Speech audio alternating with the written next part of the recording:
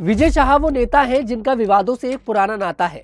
2013 से लगातार महिलाओं को अपमानित करने का काम ये करते आ रहे हैं और इनकी सोच कितनी ज्यादा टुच्ची है इसमें कोई दोहराई नहीं है।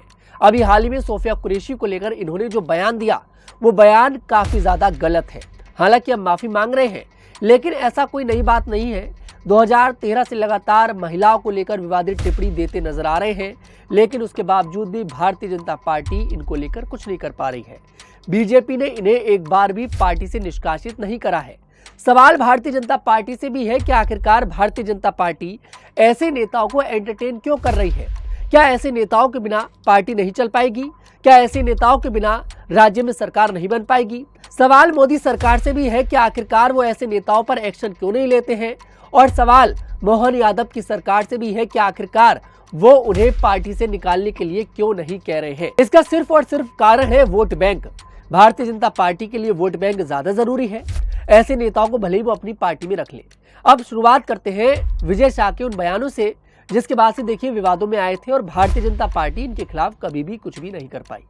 2013 में शिवराज सिंह चौहान की पत्नी को लेकर इतनी ज्यादा भद्दी टिप्पणी इन्होंने करी थी जिसे आज बोलने में मुझे भी शर्म आ रही है, लेकिन फिर भी मुझे बताना पड़ेगा क्योंकि आप लोगों तक बात पहुंचानी बहुत ज्यादा जरूरी है।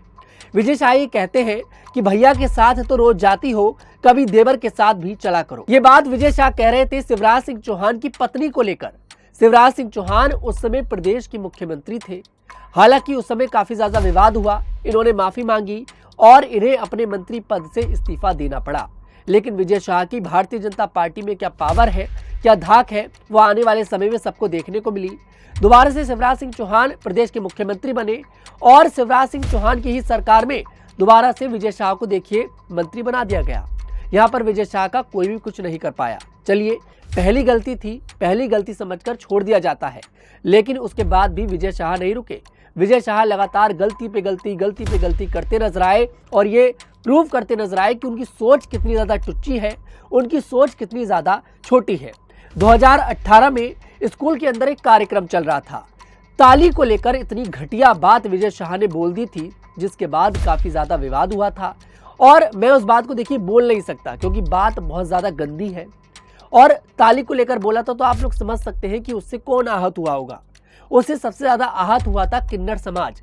किन्नर समाज ने इसका विरोध जताया। हालांकि बताया जाता है कि उस समय पर इस खबर को दबा दिया गया था और यहाँ पर विजय शाह के खिलाफ कोई भी एक्शन नहीं हुआ था।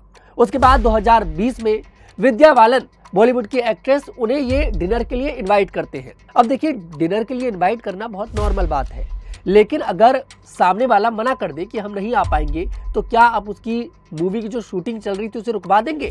आपका ईगो हर्ट हो जाएगा। कुछ ऐसा ही हुआ था विजय शाह के साथ। विद्या बालन ने मना कर दिया, विजय शाह मंत्री थे, उनका ईगो हर्ट हो गया और उन्होंने उनकी पिक्चर की शूटिंग रुकवा दी। मामला कोर्ट तक पहुंचा। आप समझ सकते हैं कि विजय शाह किस हद तक गिर सकते हैं। और उसके बाद 2022 में सभी पूर्व प्रधानमंत्रियों को लेकर इतनी भद्दी टिप्पणी इन्होंने करी थी कि आप पूछे मत, लेकिन उसके बावजूद भी भारतीय जनता पार्टी कोई एक्शन इनके खिलाफ नहीं कर पाई थी। इन्होंने कहा था कि प्रधानमंत्री मोदी गरीबों के बारे में सोचते हैं। उससे पहले जितने भी प्रधानमंत्री थे वो घोड़ा, गधा और हाथी छाप थे। आप समझ रहे हैं कि क्या कहना चाह रहे थे? हमारे देश के प्रधानमंत्रियों का अपमान कर रहे थे। बहुत गंदी बात इन्होंने कही थी और 2022 में ही इन्होंने राहुल गांधी की शादी पर भी एक बयान दिया था, जिसके बाद कांग्रेस ने इनके खिलाफ एक्शन की मांग करी थी और कांग्रेस ने प्रदर्शन भी करा था। आप समझ सकते हैं कि विजय शाह के जो बयान है वो कितने ज्यादा गंदे हैं। ये 2 टके के नेता, ये 2 कौड़ी के नेता हमें सिखाएंगे कि हमारा देश कैसे चलेगा। मुझे तो ये समझ में नहीं आता कि ऐसे नेता जब अपने घर जाते हैं तो अपनी बेटी से, अपनी पत्नी से, अपनी माँ से, अपनी बहन से आखिरकार आंख ये लोग कैसे मिलाते होंगे। इन्हें समझना चाहिए। आज ये विजय शाह हमारे देश की बेटी सोफिया कुरैशी पर सवाल खड़े कर रहे हैं। ये बोल रहे हैं कि वो आतंकवादियों की बहन है। अरे तुम्हें शर्म आनी चाहिए। सोफिया कुरैशी हमारे देश की बेटी है। सोफिया कुरैशी पर सिर्फ और सिर्फ इस विजय शाह ने इसलिए सवाल खड़ा करा क्योंकि वो मुसलमान थी। मैं पहले से ये कहता हूँ कि हर मुसलमान आतंकवादी नहीं हो सकता। ठीक है, मैं इस बात को मानता हूँ कि उन आतंकवादियों ने वहां पर पहलगाम के अंदर सभी लोगों से धर्म पूछकर मारा था, लेकिन इसका मतलब ये नहीं है कि हमारे देश का मुसलमान आतंकी है और आप लोग सोफिया कुरैशी पर सवाल खड़े करेंगे और ये भारतीय जनता पार्टी के नेता हैं। और मुझे ये बात समझ में नहीं आ रही कि आखिरकार भारतीय जनता पार्टी ऐसे नेताओं को एंटरटेन कैसे कर रही है। क्या बीजेपी के अंदर, जो भारतीय जनता पार्टी करोड़ों सदस्यों की पार्टी है, उस बीजेपी के अंदर ऐसे नेताओं को रखना जरूरी है? क्या भारतीय जनता पार्टी इन्हें बाहर का रास्ता नहीं दिखा पा रही है? सवाल खड़ा होता है और बीजेपी को यहाँ पर सोचना पड़ेगा। ये शिवराज सिंह चौहान की पत्नी पर भद्दी बात कर देते हैं, ये देश के जितने भी पूर्व प्रधानमंत्री थे उन पर भद्दी बात बोल देते हैं, ये विद्या बालन को लेकर ऐसा बयान दे देते हैं, ये राहुल गांधी की शादी को लेकर भद्दी बात बोलते हैं, लेकिन उसके बावजूद भी भारतीय जनता पार्टी इनके खिलाफ कोई एक्शन क्यों नहीं ले पाती है? यहाँ पर ये समझना पड़ेगा। ये जो विजय शाह है यहाँ पर ये उजागर कर रहे हैं कि इनकी सोच कितनी ज्यादा छोटी है, इनकी सोच कितनी ज्यादा टुच्ची है और ये कैसे नेता है। सवाल उस जनता से भी है जो जनता इन्हें जिताती है। उस जनता को भी समझना पड़ेगा कि ऐसे नेताओं की हमें देश में जरूरत नहीं है जिनकी सोच महिलाओं को लेकर इतनी ज्यादा घटिया है।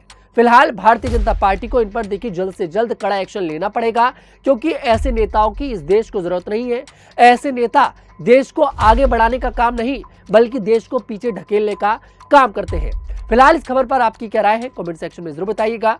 मैं तनुज दीक्षित फिर आपसे मुलाकात करूंगा, तब तक के लिए हमारे साथ देखते रहिएगा न्यूज़ 15।